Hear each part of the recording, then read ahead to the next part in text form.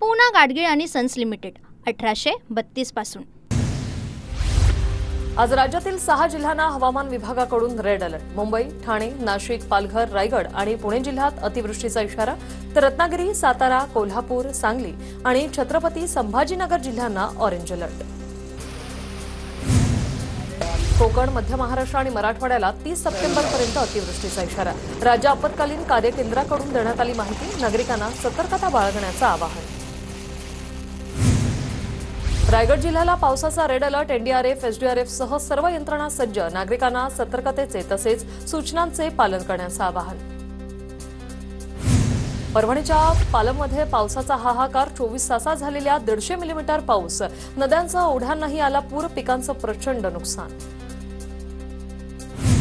परभणीच्या गंगाखेड तालुक्यातील गौडगावात दुसऱ्यांदा ढगफुटी सदृश्य पाऊस, कापूस, सोयाबीनसह इतर पिकं पाण्याखाली गेल्यानं शेतकऱ्यांचा Tahoe, video viral. Chhatrapati Sambhajinagar जिल्ह्यात रात्रभर मुसळधार पाऊस, गोदावरी नदी, शिवना नदी, सोना नदीला मोठा पूर, पिकांचं मोठं नुकसान।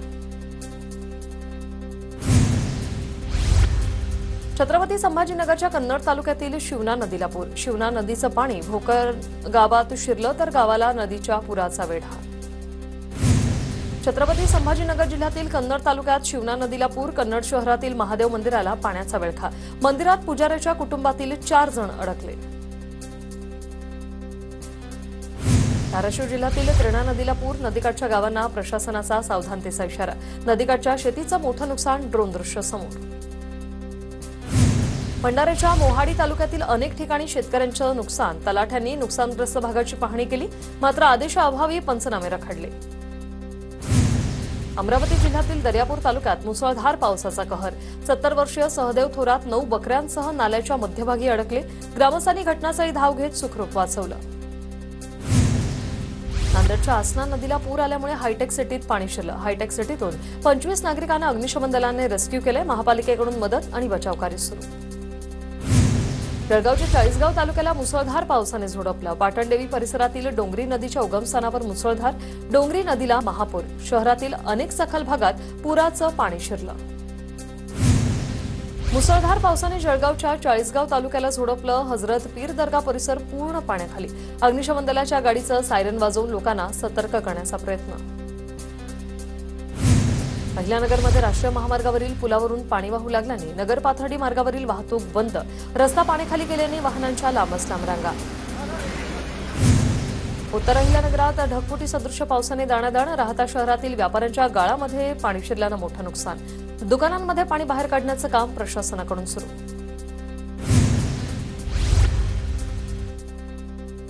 अहिल्यानगरमध्ये खड्ड्यात असलेल्या पाण्याचा अंदाज न आल्याने एकाच वेळी 5 गाड्यांचा अपघात, या अपघातात सुदैवानं जीवितहानी नाही, मात्र वाहनांचं नुकसान। मुसळधार पावसामुळे नगर मनमाड महामार्ग जलमय। हिंगोलीच्या कळमनुरी तालुक्यातील शेवाळा गावात कयाधू नदीचं पाणी शिरलं, नदीचं पाणी अनेक घरात शिरल्यानं 10 ते 15 ग्रामस्थांचं स्थलांतर, तहसीलदारांची माहिती, ड्रोनच्या सहाय्याने टिपली पुराची दृश्य। हिंगोली जिल्ह्यात आलेल्या पुरामुळे उद्योजकांचंही मोठ्या प्रमाणात नुकसान, कॉट इंजिनिअरिंग फॅक्टरीत कयाधू नदीच्या पुराचं पाणी शिरल्याने मोठं नुकसान। धाराशिवच्या भूम तालुक्यातील पांढरेवाडीत मांजरा नदीचं पाणी शिरलं, गावातील नागरिकांचं स्थलांतर करण्यासाठी प्रशासनाची तयारी, घरात पाणी शिरल्यानं अनेकांचं प्रचंड नुकसान। परभणीच्या पूर्णा तालुक्यातील चुडावा गावाला पुराच्या पाण्याचा वेढा, एका व्यक्तीसह जनावरांचं रेस्क्यू, बोटीच्या सहाय्यानं पुरात अडकलेल्यांना बाहेर काढलं। करमाळ्यात सीना नदीकाठच्या बोरगावातील 70 ते 80 ग्रामस्थांचं रेस्क्यू, ग्रामस्थांना होडीच्या सहाय्याने सुरक्षित ठिकाणी हलवण्यात आलं।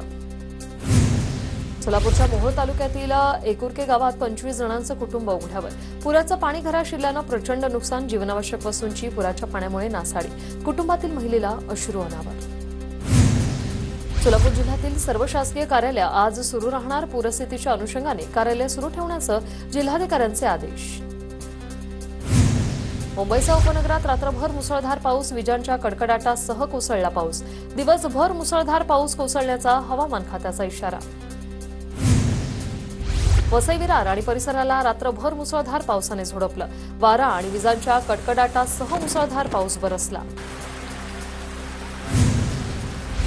मीरा भाईंदर आणि परिसरातही रात्रभर मुसळधार पाऊस, सतत पाऊस पडत राहिल्याने सखल भागात पाणी साचण्याची शक्यता।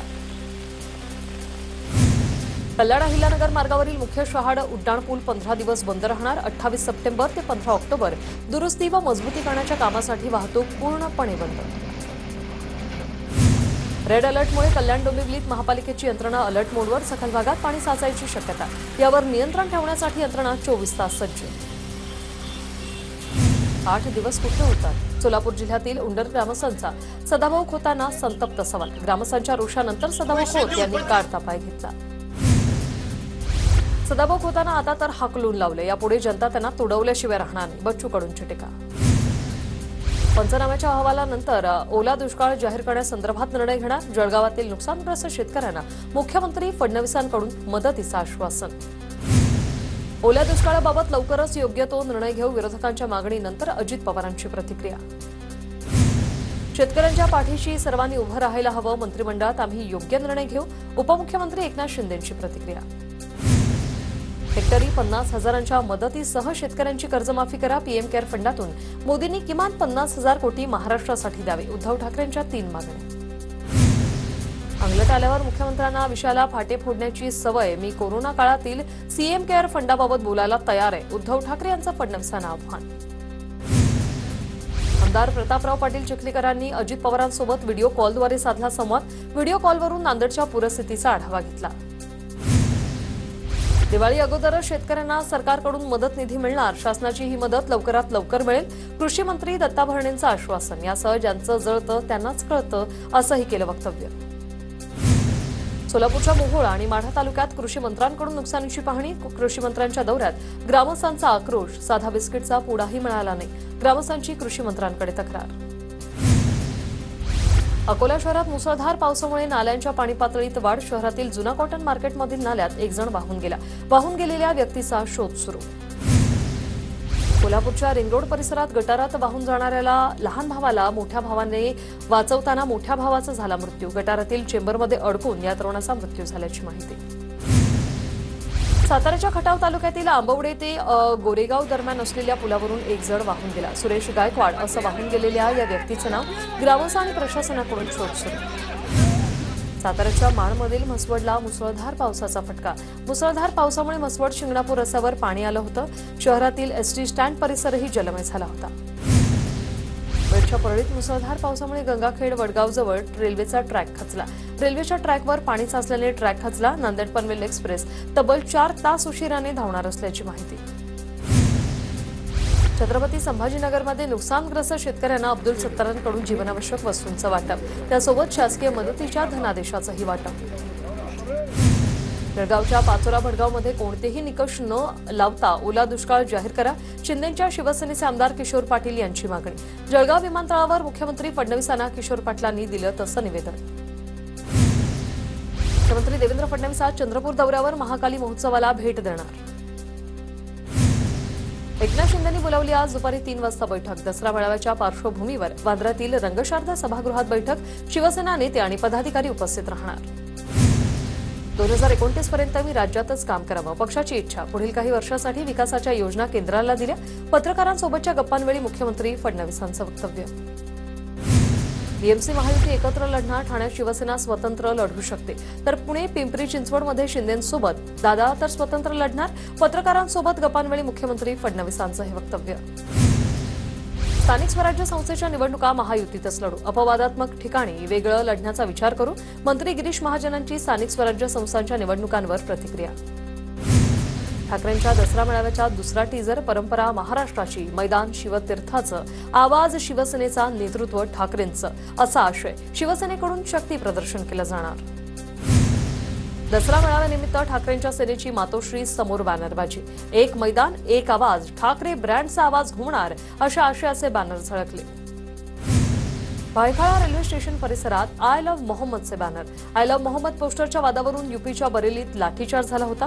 मुंबईतील भायखळ्यातही हे पोस्टर झळकलेत.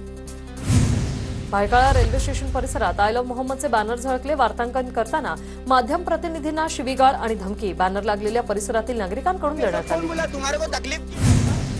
नालासोपाऱ्याच्या पेल्हार विभागात आय लव्ह मोहम्मदचे बॅनर झळकले. वसई विरार शहरात राजकीय वातावरण तापलंय, तर संबंधितांवर कारवाई करण्याची भाजपच्या स्थानिक युवा मोर्चाच्या सचिवांची मागणी.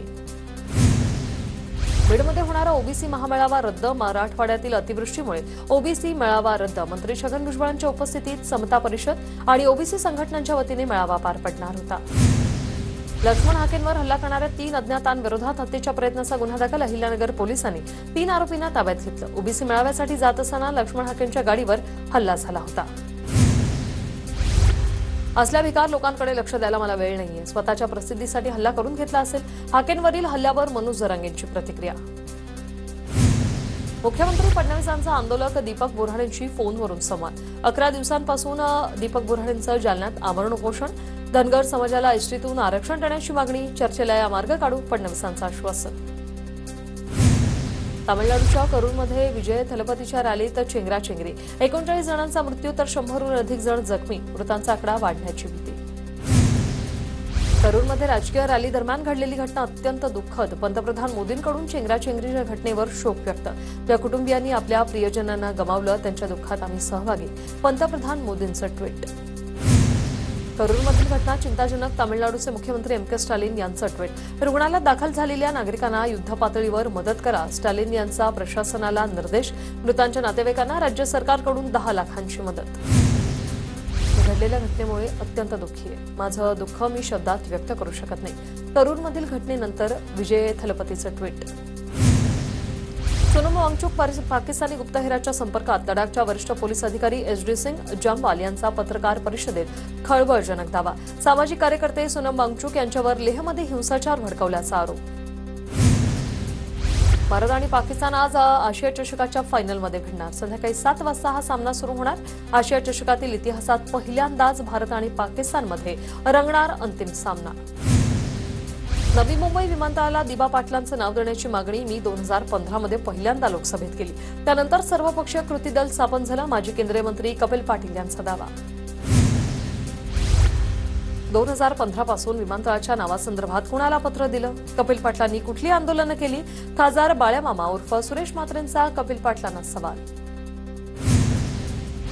नवी मुंबई एकनाथ शिंदे यांची आहे आणि त्यांचीच राहणार. दादागिरी कराल तर मी सोडणार नाही. मंत्री उदय सामंत यांची नाव न घेता गणेश नाईक यांना इशारा. खडसेंच्या जावयाचा पराक्रम पोलिसांनी कोर्टात सांगितलाय. मंत्री गिरीश महाजनांची टीका. खडसेंचा जावयाचे पराक्रम सार्वजनिक करायचे आहेत का? गिरीश महाजनांचा एकनाथ खडसेंना टोला. जोपर्यंत निकाल माझ्या बाजूने लागत नाही तोपर्यंत लढा देणार. सुधाकर घारेंनी महेंद्र थोरवेंविरोधात पुन्हा दाखल केली याचिका. सुधाकर घारेंची सुप्रीम कोर्टात धाव. थोरवेंनी 2024 निवडणूक गैरपद्धतीने जिंकल्याचा आरोप. पूना गाडगीळ आणि सन्स लिमिटेड 1832 पासून